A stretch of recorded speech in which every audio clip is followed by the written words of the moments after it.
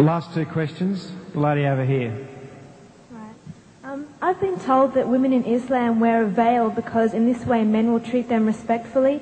But I see the veil as a form of oppression because why should they have to cover themselves because of the weakness of men? Shouldn't they be treated with respect regardless? Could you please explain the veil, and did Mary have to wear a veil?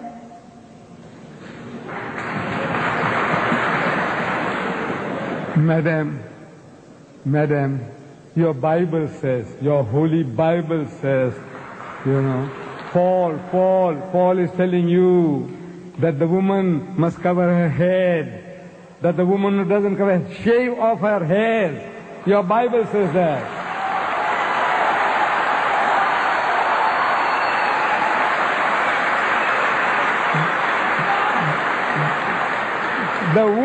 The woman who bares her hair says, shave them off. Shave it off. That's what the Bible says. And you woman, your Bible says she must not be allowed to open her mouth in the church. But that's your churches, they don't believe all that. And your people don't believe in that. So you are inviting trouble. Because of this, in America, in New York, no woman is safe after dark. No woman is safe. In France, during daytime, women have been raped in the street, and people just walk by, looking the fun. Say, or maybe they're enjoying themselves. Woman is being raped. No. I said, you are inviting it. Look, this modesty, the nuns, the nuns, Roman Catholic Church. Nobody gives them a second look. If Mary, the mother of Jesus, came along, you won't give her a second look. But my dear sisters, those women on your Gold Coast at Scarborough and all that with bikinis and tangas and G-strings, look,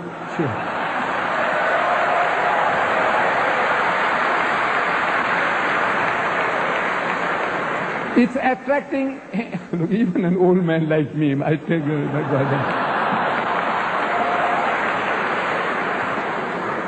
If I went there, I tell you, I'll be burning inside. I'm telling you, look, this is the nature of man. God made us like that. The thing that allures man more than anything on earthly existence is woman. Do you know that? I don't know. The Quran says, زُيِّنَ لِلنَّاسِ حُبُّ الشَّهْوَاتِ مِنَ النِّسَاءِ. Fear in the sight of men is the love of things they covet. Number one, مِنَ النِّسَاءِ, women. وَالْبَنِينَ, then sons. I got 11 sons. I can make my own football team. It makes me feel proud. I got 11 sons, my own football team, my own cricket team. وَالْبَنِينَ. And number three, وَالْقَنَاطِرِ الْمُقَنْطَرَةِ مِنَ الذَّهَبِ وَالْفِضَّةِ, and hoarded heaps of gold and silver, and wealthy land, and horses branded for excellence, and all this. This is the list that is given in the Quran. Number one, women. The Quran says, the thing that allures man most on this earthly existence is woman. And I'm telling my Western friends that I don't have to prove that to you. I don't have to convince you. I said, you see, in my country, in Durban, city of Durban, I think we'll end with this. Okay? We'll end with this. In the city of Durban, there is a firm called Lucien Motors. They sell second-hand trucks. Lorries, trucks. We call them trucks here too? Trucks. We call them trucks. And on the trucks that they advertise, there's a woman in the bikini on top of the truck. Then G North, they sell farm implements. And on the tractors that they advertise, there's a woman in the bikini on top of the tractor. I'm asking these Westerners, I say, what has a woman in the bikini got to do with a second-hand truck or with a tractor?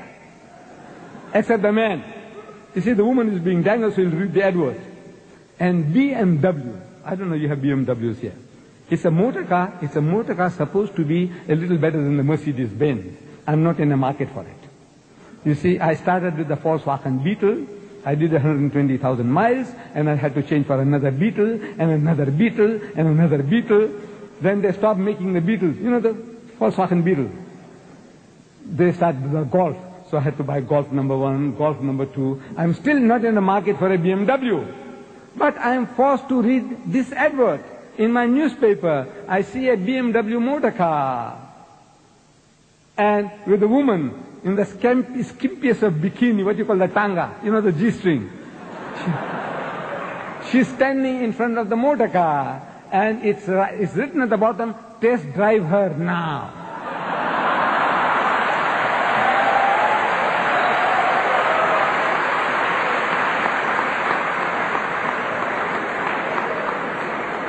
I'm asking the woman of the car. The woman is buying the car. And the her is underlined. Test drive her now. I said, look, this is what you're leading yourself to. This is the Westerner. He sells his mother, his wife, his daughter. His wife is a star, and she's being mangled on the screen, simulating rape. And they enjoy it. You enjoy your wife being simulated. It's not real rape, but you know it's simulated. You can see everything about it. She's being raped, your mother, your wife, your daughter. And you enjoy, your wife is a star.